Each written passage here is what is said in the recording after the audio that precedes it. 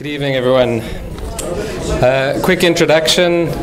Cindy is the principal of the Dominican School for Deaf Children, and she's a phenomenal principal. And I think evidence of that is that at our table we have a couple of other ladies who started teaching on the same day at the same school as Cindy, 30-something, I won't give it away, years ago. And her leadership is such that they have stuck there and support her and have grown with her, and I think that's always such an incredible statement. My name is Michael, and I run something called the Social Project. We do something called the School in a Box, which we'd love to get in every school in the country. And we also run a program called Imbego, which actually launches next week, so hopefully you'll hear about it on the news, and that's trying to teach a lot of umlungus Xhosa. So all the umlungus here, you should sign up, please. We're going to do this a little bit differently, short and sweet, and a little bit of a change for the middle of the evening. Cindy, you first. Good evening. I hope we'll be able to entertain you. But who invited you, Cindy? Shh, it's time to think. So how about some delicious listening? COP meetings stirred my senses, feeling the frustration of leadership. But who invited you, Cindy? Shh, it's flawless consulting. Remember the 4 steps: personal acknowledgement, communicate, understanding of the problem, clients' wants and offers, consultant staff's wants and offers. COP meetings stirred my senses, listening to the principals and business partners. Who invited you, Cindy? Shh, it's community practice. Remember the invitation, commitment, possibility, gifts, ownership, and dissent.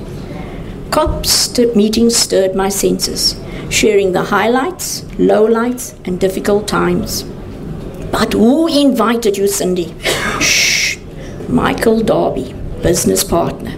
The sharing, caring, sound advice and mentoring. Partners meeting, funny things, serious things, and getting along. Teas and lattes, soothing gatherings.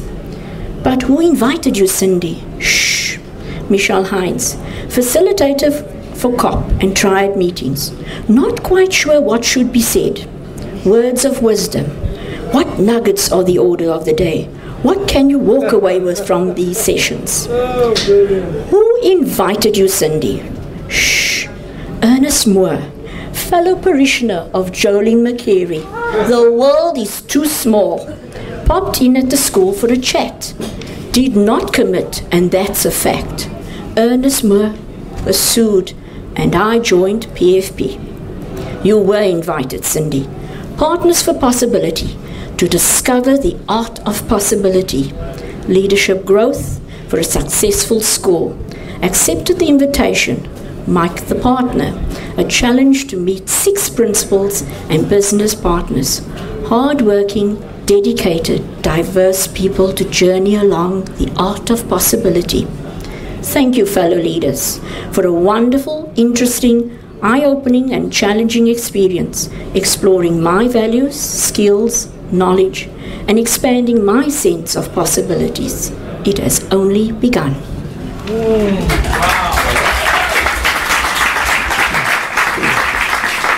So from Robert Frost to Dr. Seuss. 12 months ago we met for the first time, business leaders and principals on the front line. Michelle was given a truly motley crew, diverse cultures of every tone and hue. The task on our hands was simple to share, using business people and teachers who care. Make our schools and communities happier spaces, using our skills and experience as different races. Cindy was asked to be partners with me, and to my surprise, she accepted with glee. Hers is a well-run school for the deaf, a unique challenge in many respects. It's been an interesting year, learning from experienced teachers and peer-to-peer. The Time to Think course was our first thing, learning to create an atmosphere of learning. Delicious attention, Michelle's favorite phrase. We used it for all our remaining PFP days. We also had our regular COPs strategizing together to make our schools tops. Our second course was truly exciting, the skills and techniques of flawless consulting. We learned about making partnerships flourish and getting resistance to ideas diminished. We continued to meet up every few weeks, the paperwork a bit of a mission to complete. Friendships developed as all of us grew, with more and more ideas of what to do. Finally, we took the very last course, community building, a powerful force. We learned how to ask the big questions, to carefully frame people's suggestions. Each partnership thriving with the projects we were driving, it was awesome to see the changes come to be. Now the end is nigh, the day has arrived, when we go back to our previous lives. We've all learned to stack, but now we go back, and together we know our schools will grow as we implement changes that we hope last for ages. Thank you.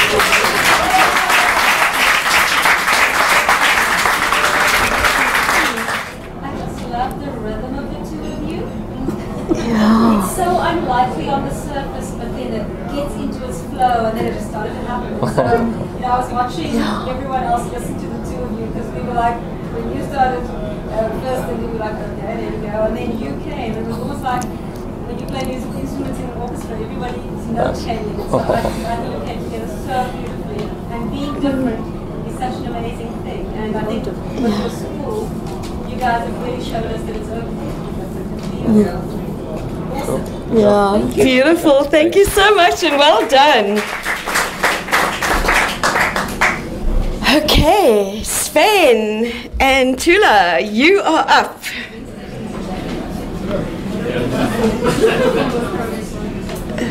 Are you guys ready? Sure. Okay. Yes. Let's just check it, see if it's working.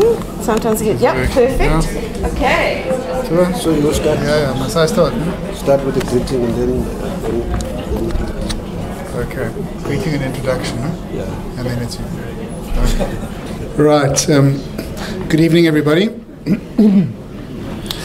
My name is Sven. This is Tula. I am involved in a farming business in the Western Cape in South Africa. And at the outset, let me just say it's a tremendous privilege to be here with everybody tonight and to have been involved in partners, to have been around people who are so completely selfless and who give so much of themselves so continuously to others without thinking of themselves has been a tremendously humbling experience for me, and I've deeply appreciated it. Not least of whom is Tula over here, who I'll leave to introduce himself with our first slide. Yeah, good evening, everybody.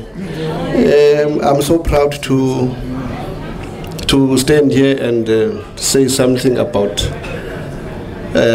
Partners for Possibility. And first and foremost, I would like to thank Michelle for giving us, the two of us, an opportunity to be part of this partnership.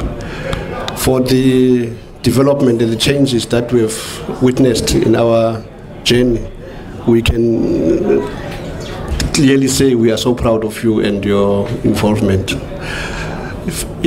Briefly with the history of our school, and that is the man who is heading Blue Combos Primary School from 1998.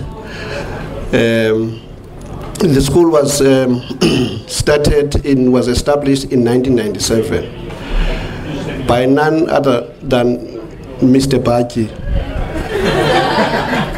When I came to Blue Combos, it was 1996. I went there, Grenville, to preach.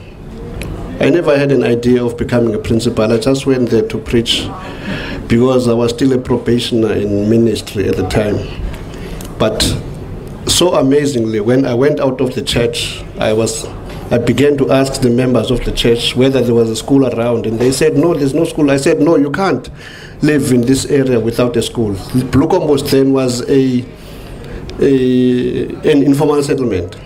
So in 1997, they called me to say, look, we want to start now. Please come and help us. So I went there. And when I came in Blue Combos, there was nothing, and so I created. I may not be God, but I can create. And so we started, and with 16 volunteers, and all classes there were no classes in the beginning, but somewhere in March 1997, in March, April, so the department gave us some few mobiles, to start at the school. And then today, we have something like 1,400 learners, 5 grade R classes, and 41 teachers. And there are about 4 schools now. From the first school that I started, then 2001, I established another school, which was a high school, and the name was Masibambane. If you go to Plugombos, you'll see Masibambane. And that is the second school which I established in 2001. And then 2002, it was another primary school, which is named Ekutuleni Primary School. You know, my name is Tula, and the school, you know, it's Ekutuleni. You can see. Yeah, our school is Quintal Wine, and that is the poor of the poorest, and it's a no school fee school. It is situated along the farm areas, and most of the parents depend entirely on the farms to get their salary. So you can see the economic background. They are working on a seasonal basis, so it's not easy. Yeah. When I joined PFP, you know, I felt that I've been a principal for too long. 20 years now, I mean from 1998, it's 19 years now, and I've been teaching. When we started with Vui and them in 1990, and I said, look, I need to refresh and revive my leadership so that I can revive my purpose of becoming an educator, a leader, and a school principal. And that's one of the reasons why I turned to Michelle and them to say, look, I need you guys. You know, when you grow, as you grow, sometimes you get demotivated and you lose focus. So you need to be rejuvenated, you need to be revived, you need some people to talk to you. You need some people to give you advices, you know, and refresh your wisdom and your mind. Oh, okay. Yeah, okay. Let me give yeah, okay, the last one. Oh, the last thing that I can say is that I've got a very, very brilliant SMT. Very brilliant SMT, very dedicated. If you've got those people in your team, then you must be very proud. Because those are the nucleus of the curriculum development. One of them is sitting there, that is that lady sitting there, she's my deputy principal. They are, yeah, okay, they are very much committed and dedicated to their work. Thank you. Sven, do you want to say anything? Okay, about the parents. the parents are very involved. And, you know, if you go to my school today, you will see a very, very nice hall. Yeah, I must commend the department, the Western Cape department, you know, for thinking about us at last, because we never had the hall for all those years. We never had the hall. You know, all the new schools, they have had everything, but we were still sitting there and waiting and waiting. But last year, finally, they built us the hall, you know, and that hall has added value in our community, you know. Yeah, parents have got something now where they can come together and sort of do their own functions and their own activities. And, you know, we are also using the school now as one of the fundraising wagon, you know. So, yeah. Michelle, okay, do you want to say anything now, because it's almost time up? Okay. Yeah, yeah, you know. You'll fight for the mobile club. Yeah, we had a very, very big challenge. Michelle would really agree with me. You know, when we started with the new hall, yeah, we never had anything to sit on.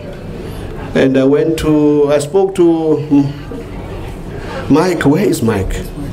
Mike, thanks so much for your efforts. He is the one that has made it possible for us as the school to get the chairs from one of the high schools here in Rondebosch. Thanks so much, yeah. And we had a problem in the beginning of the year. A problem of overcrowding. I think you guys from the townships, you will definitely know the demand in terms of schools and I mean buildings. So we had to admit more learners, about 45 50 in each class. That is overcrowding. And for that reason, I had to stand up and look for teachers who can assist in the classes. And when I say to you, you won't believe that we've got something like 9 teacher assistants now that are assisting the teachers, especially in the foundation phase, to alleviate and to minimize the load in the classes, you know, yeah. And Africa Ticam was one of the companies from this man sitting here. Can I have your hand? He assisted me to connect with Africa Ticam, and we got some assistance, and those teachers, they are not there anymore now. The 15th of September was their last day. So yeah, I want to say, finally, we are so proud of becoming part of PFP, and I don't know why are you taking us out now? Because we still wanted to continue. Sven, it's time up, please. All right, Tula forgot to tell you about his big fight in the beginning of the year to secure some mobile classes, which now house the learner support unit. Yeah. So and he famously in the one cop got very excited telling you about the fight. So maybe you can share a beer with him afterwards and ask him about how he baklayed for those classes. It's very amusing. So everything that has been achieved at Bloekombos has been 100% achieved by Tula himself, and I'm not entirely sure how helpful I was. So I thought it's something different to talk about challenges and what has happened on the journey. The one thing I can do is be a witness to Tula's year. And I can start with this is when Tula and I first met at the Mug and Bean in what's that place called? Cape Gate. Yeah. And you see a man who was very heavy, who was he felt like a heavy person who had a lot on his shoulders and didn't know where to go and didn't know what to do next. This was the first meeting with Tula. This was a couple of weeks later in his office. Again, you have an image of a man who is very preoccupied. His responsibilities weigh heavy on him. The direction he wants to go is unclear, and around him is quite a lot of disorganization and darkness. Towards the beginning of this year, it lightens up a little bit. He opens up, his shoulders come down. He's looking at you a little bit more like, okay, Mlungu, you know.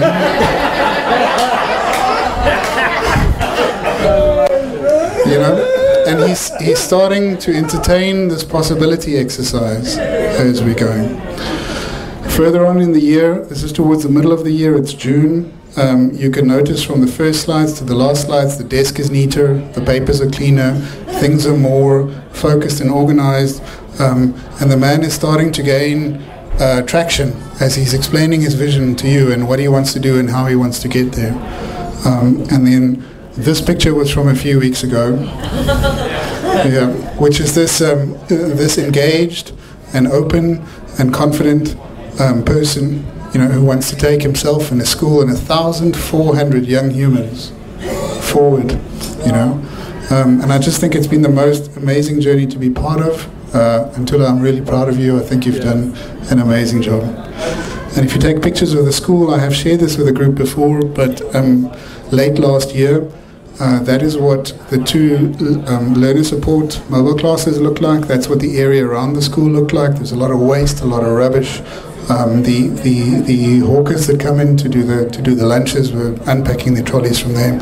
And about 2 months ago, we took this picture, which to me is a testament to the transformation he's brought about at his school. And I'm really proud of him, and I'm proud of partners, and it's been a pleasure to be part with all of you guys to see how everybody has done the same thing. So Tula, well done. You're a great man. Thanks. Yeah. Okay, thank you. All right, you know the drill, audience. No, you're not.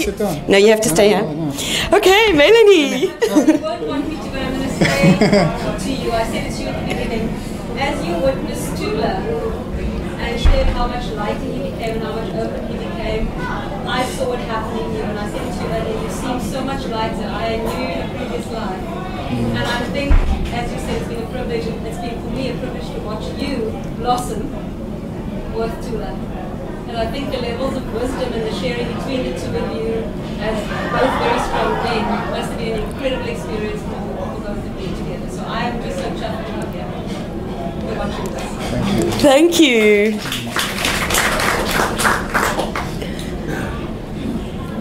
I look at the two of you, and Louise always reminds us that KPI for Leadership is shining eyes.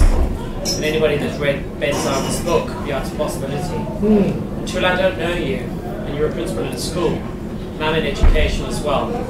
Thanks for the shining eyes. And this is the story that never gets into the press. This goes beyond education to nation building. Yeah. More of this can turn this country around. So thank you for the partnership. Beautiful. Thank you so much. And thanks, guys. Well done. Okay. So that's all the shining stars we've heard from this evening. So we're now going to take a break, and they're going to bring dessert. Okay, so enjoy.